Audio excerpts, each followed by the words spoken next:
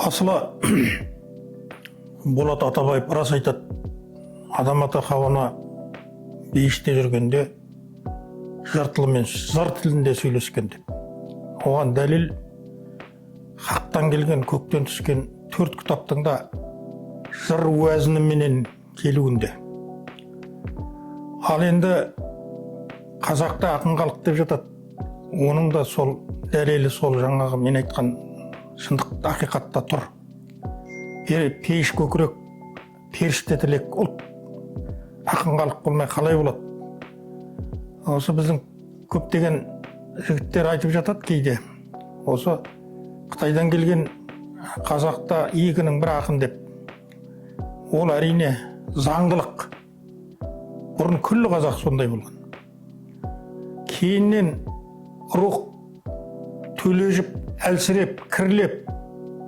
Содан кейін барып біз сол жаңағы бейши жұпардан айырылып қалдық.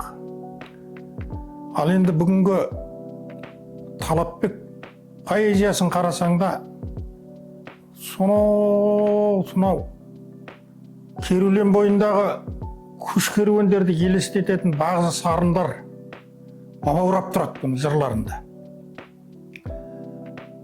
Талапбектің жырлары біздің неше ғасырлап сол киемен, ғарыши киеменен, бейши қасиетпенен көшіп өткен көшпелі дәуреніміздің бір жұртындағы ұзанның жоқтауы сияқты болып елестейді, маған естіледі.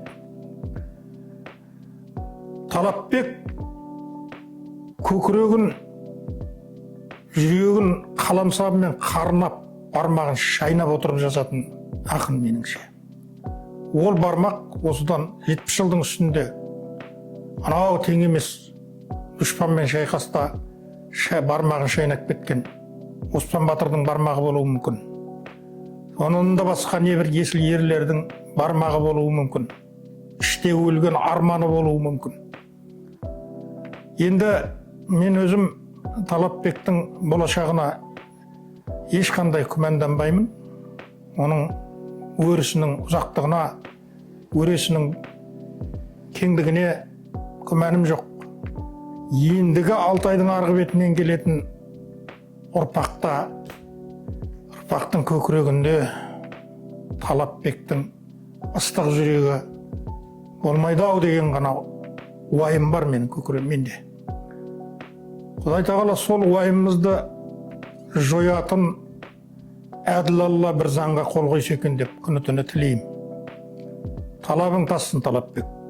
Құдай тағала ешкім шылбырыңнан, шалғайыңнан алмасын, шылбырыңнан шалмасын. Өмірің ұзақ, заманың ұжмақ болсын.